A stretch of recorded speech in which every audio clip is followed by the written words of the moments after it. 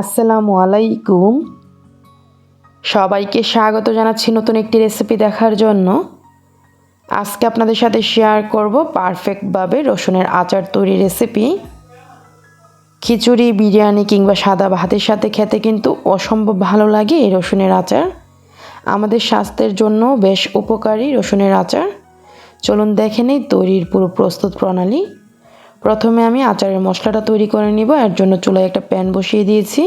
এখানে 1 টেবিল চামচ দিয়ে দিলাম আস্ত ধনিয়া, দিয়ে দিলাম এখানে 1 টেবিল চামচ মৌরি, দিয়ে দিচ্ছি এখানে 1 চা চামচের চেয়ে কম মেথি, দিয়ে দিচ্ছি এখানে আধা চা চামচ রাঁধুনি, আর দিয়ে দিচ্ছি এখানে আধা চা চামচের চেয়ে কম কালো জিরা, দিয়ে দিচ্ছি এখানে 5-6টি শুকনো মরিচ বুটাটা ফেলে দিয়ে তারপর দিয়ে দিলাম রাঁধুনি। কিন্তু কোনো ব্র্যান্ডের মশলা না, এটা হচ্ছে মশলার নামই হচ্ছে রাঁধুনি, একদম ছোট ছোট দানা হয়।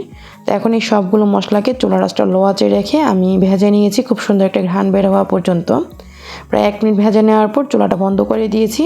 আর মশলাগুলো ভাজা হওয়ার পর ঠান্ডা করে আমি এগুলোকে ব্লেন্ডারে গুঁড়া করে নিব। রসুনের আচার তৈরির জন্য আমি এখানে 1 কেজি বড় রসুন কোয়া নিয়েছি। রসুনের খোসা ছাড়িয়ে নিয়ে তারপর রসুন কোয়াগুলোকে ভালো করে ধুয়ে পানিটা মুছে নিয়েছি, যাতে করে কোনো এক্সট্রা পানি না থাকে। এদিকটা অবশ্যই খেয়াল রাখতে হবে। এখন আমরা তেঁতুলের মাঠটা বের করে নিব। এর জন্য আমি এখানে 250 গ্রাম তেঁতুল নিয়েছি, আর এখানে দিয়ে দিচ্ছি আধা কাপের চেয়ে সামান্য একটু বেশি পানি। তো আমি তেঁতুলটাকে এইভাবে একটু চটকিয়ে নিয়ে তারপর রেখে দিচ্ছি 5 থেকে 7 মিনিটের জন্য। এইভাবে 5 থেকে 7 মিনিট রেখে দিলে অনেকটা নরম হয়ে যাবে। এই যে দেখুন, প্রায় 5 থেকে 7 মিনিট পর এখন আবার আমি চটকিয়ে নিয়ে এখন তেঁতুলের যে বীজগুলো এগুলোকে আমি আলাদা করে নিব।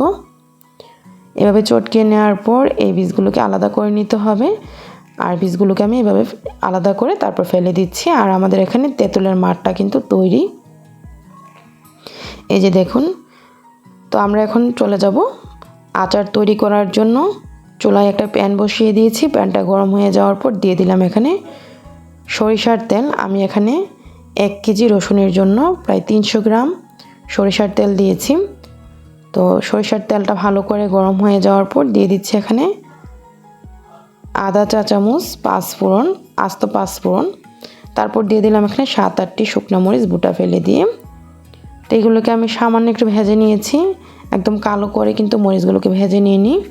তো এগুলো থেকে যখন খুব সুন্দর একটা ঘ্রাণ বের হয়েছে আমি দিয়ে দিচ্ছি এখানে সরিষা বাটা। আমি এখানে প্রায় 3 টেবিল চামচ সরিষা বাটা দিয়ে দিলাম, সাদা সরিষা বাটা।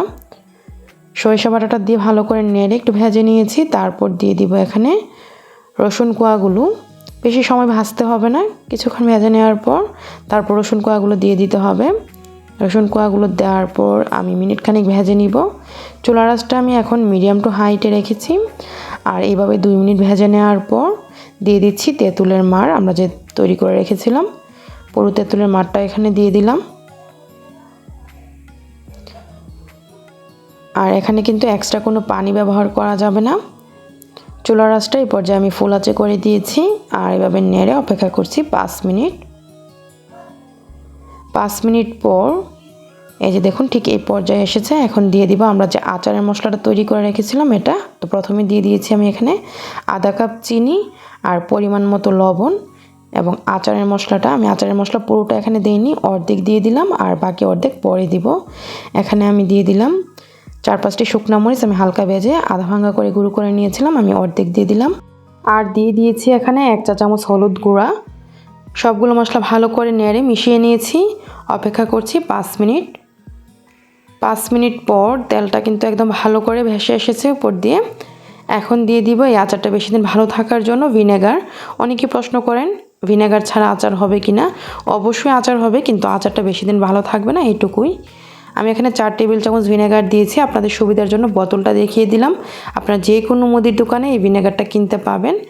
তো আমি আরও অপেক্ষা করছি 5 থেকে 7 মিনিট। চুলার আঁচটা মিডিয়াম টু হাইটে রেখে প্রায় 5 মিনিট পর এই যে দেখুন, ঠিক এই পর্যায়ে এসেছে। একটা রসুন কোয়া চেক করে দেখাচ্ছি কত সুন্দরভাবে সিদ্ধ হয়েছে। এই যে দেখুন, তো আমাদের আচার কিন্তু প্রায় শেষের দিকে।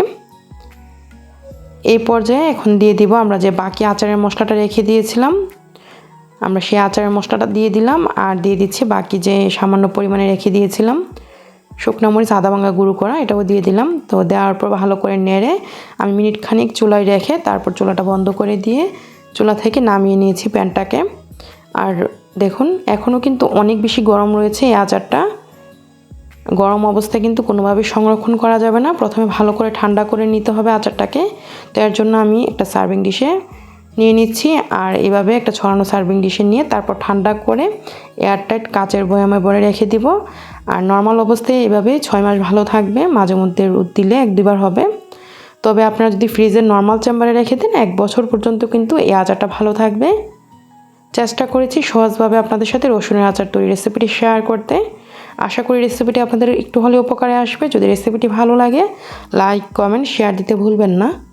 আজকের এই রেসিপিটি দেখার জন্য আপনাদের সবাইকে অসংখ্য ধন্যবাদ। সবাই ভালো থাকবেন, আমার জন্য দোয়া করবেন। আল্লাহ হাফেজ।